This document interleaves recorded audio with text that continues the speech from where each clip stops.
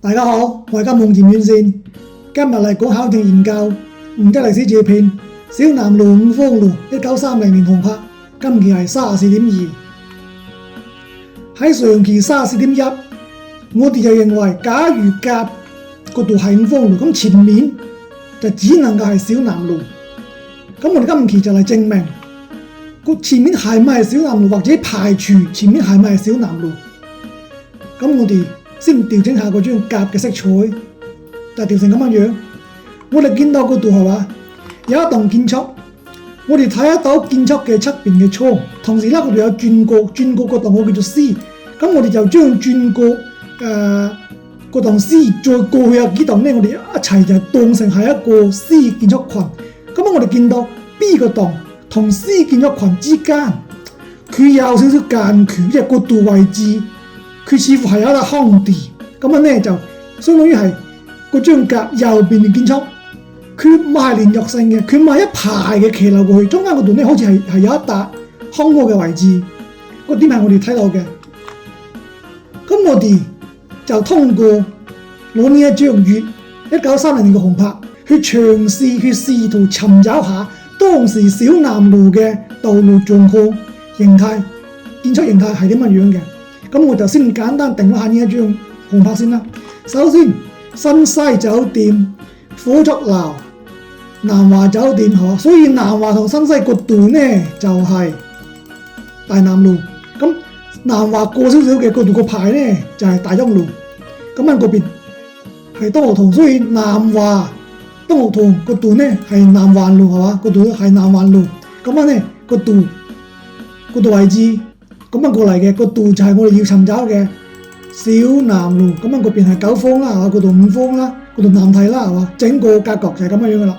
咁我哋就放大小南路嗰段位置，就係嗰度位置。其中過直路口就係小南五方路口，嗰度係五方，嗰度係九方，嗰度係小南。咁嗰邊咧係另一隻版本，嗰度係過直路口。我哋見到小南路整條路嘅東邊。即係嗰邊東邊嗰度位置，佢似乎一排屋都已經有啦，就呢度位置係嘛？呢一排就係屋，個排係屋，個排屋相當於你從嗰條路口到嗰邊一排過東邊，我認為睇起身都係屋，所以咧佢睇起身疑似未有咁大嘅一片空地，個點係一個疑點。另外，我哋攞到丙嗰張照片。丙係我哋考證過嘅嚇，嗰度就係小南路，嗰隻路口就係五方小南路口，嗰條路就係小南路。我哋同樣見到捱日基空炸以後，呢個小南路呢一邊都冇呈出一笪比較大嘅空地，而且呢嗰張紅拍1930年嘅紅拍，同嗰張捱日基空炸之後嘅呢個建築嘅呢一個格局類型基本類型。係嘛？我哋見到嗰邊都係一排嘅屋，嗰度都係一排嘅屋。咁樣嚟，我哋睇睇日基係幾時空炸梧州嘅？日基係1937年年底到44年空炸梧州。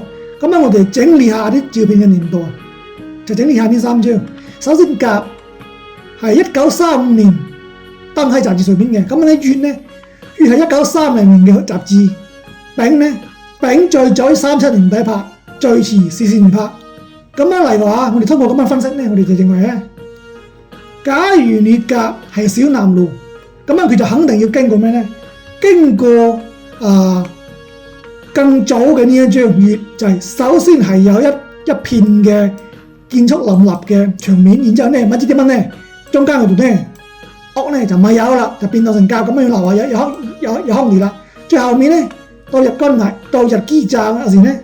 又起翻一啲屋，我認為嗰種情況極少，就係相當於乙同丙都有咁整齊嘅一排屋嘅前提之下咧，你話中間再經歷開有一排屋咪有嘅情況，我認為咧嗰種情況咧比較冇乜可能。呢一個就係第二點矛盾啦。另外啦，我哋再睇翻今日，從直觀上睇，就係甲嗰條路就似乎同我哋今日嘅小南路咧。唔係好大認為咩？因為甲嗰度有一棟轉角建築，我哋上期講到嘅轉角建築，咁樣咧可能提示佢左邊有一條岔路。咁今日小南路嘅呢個西邊，佢就未有咁明顯嘅一條成規模嘅呢個道路。所以呢，我認為呢，從直觀上嚟講啊，甲同今日嘅呢個小南路呢，就唔係好相符，唔係好對應。所以我認為甲可以排除小南路，就相當於係過渡路口邁5方小南路口，前頭邁小南路。咁如果咁樣嘅話呢，按照佢嘅文字描述，就只能夠係翻西門口或者其他地方。咁係咪西門口？我哋留到下一期去探索，下一期我哋詳細去講解係咪呢個西門口。咁今期就講到嗰度先，多謝大家收睇，拜拜。